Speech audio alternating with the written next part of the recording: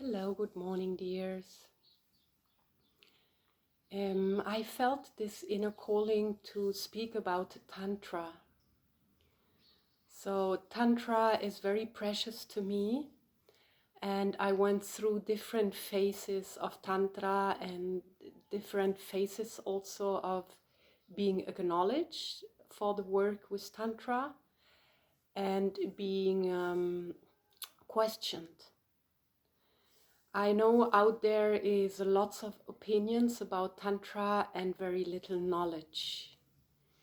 So I want to speak first about some historical facts. I wouldn't even call them historical because they are coming out of a knowledge of other eras, other times. I don't know if you have heard about Lemurian times. It's era before Atlantic time, and people were supposed to be much less and much more in the fluid and etheric element. So it was not so mineral.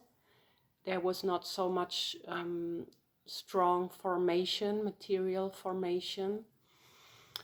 And this very different era was also going towards an ending. So several masters and people came together to train, to practice for some special knowledge and to prepare their bodies to overcome this era into a new era.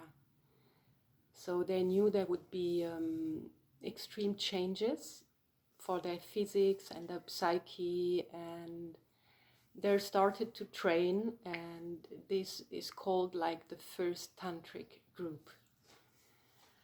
So then I personally remember with Atlantic times, I also trained. I practice a lot of spiritual practices, a lot of questioning that we humans have came up and was transported in my soul through different lives and different trainings. And I think the name Tantra then came up also with the duality. So the duality also is something we always question how it functions. We live it daily, especially in our materialistic times, and through being man or woman, masculine or feminine. So Tantra shows this up very clear. Tantra says, okay, there is the presence, there is God Shiva, and there is the surrendering, the movement, and the goddess.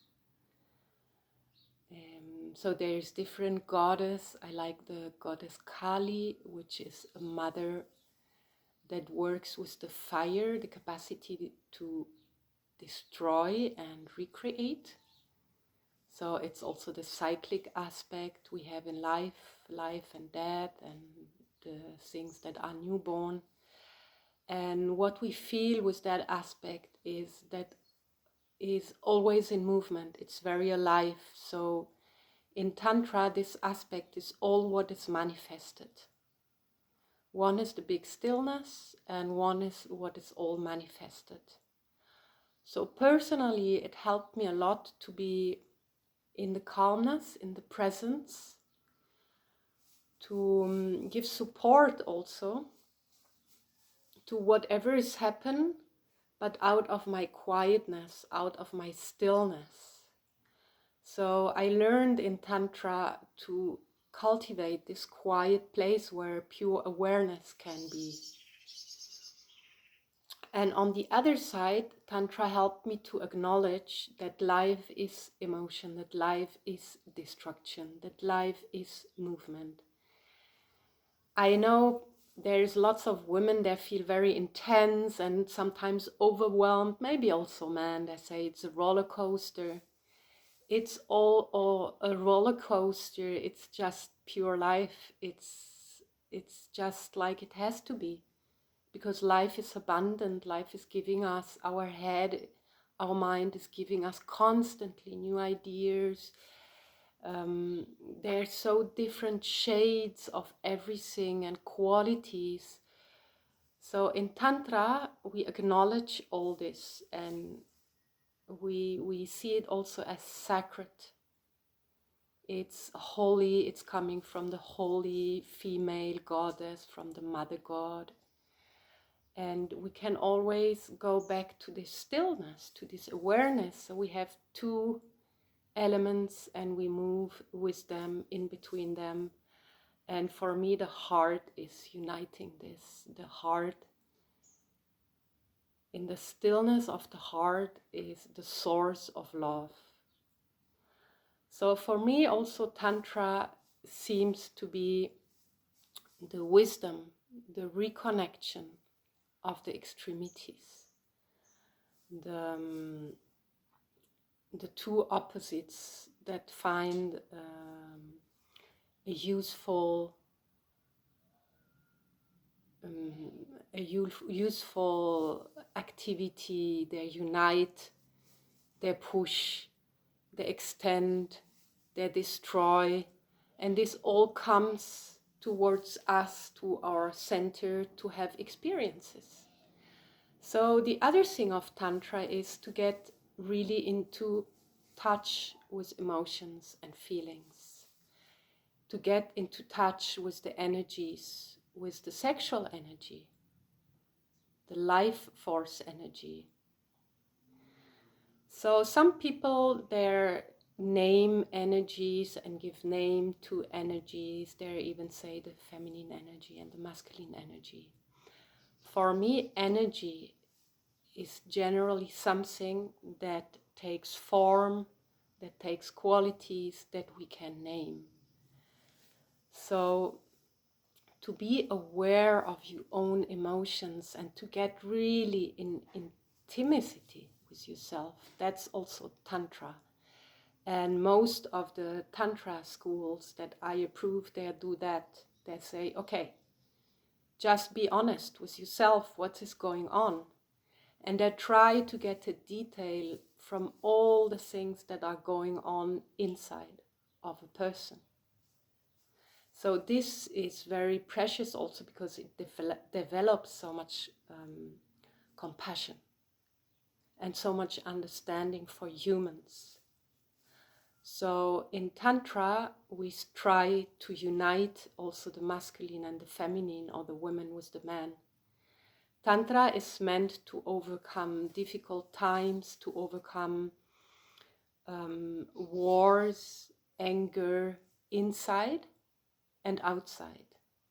Tantra is very precious. What we also have with Tantra is that it's based on a long tradition. It has its standards, its names, it's like a science, a little bit like yoga. It's acknowledged from the patriarchal masters in this our times. And so everybody can have access to Tantra. We can also have access to Tantra when we are interested in cultivating more our sexual life. So that was very precious for me also, because I was questioning what is going on. In my first relation that I had, I said, what is all this movement and all this money making and all this attention towards sexuality? Because I didn't found it so mind-blowing. But there is a natural attraction from human to sexuality. And in our culture, especially in the Christian culture, I think also in the Islam, there is a denial of what is under the belly, what is sexual, is taboo. So Tantra is a great help because it puts sexuality on the altar. It brings sexuality into the holy space, and it says, okay, what's about sexuality, and what's about touch, and what's about your skin, and what's about pleasure. And it cultivates the pleasure body, but as a sacred holy thing. So it just acknowledges the human as it is. Nothing has to split apart, nothing has to be treated bad or undermined, or everything needs to be acknowledged, to be felt, to be shared, and everything needs present. And the present for me is just the window for love. Where I put present, the love can be born. So love is even for me what is under the presence. Love is like the essence.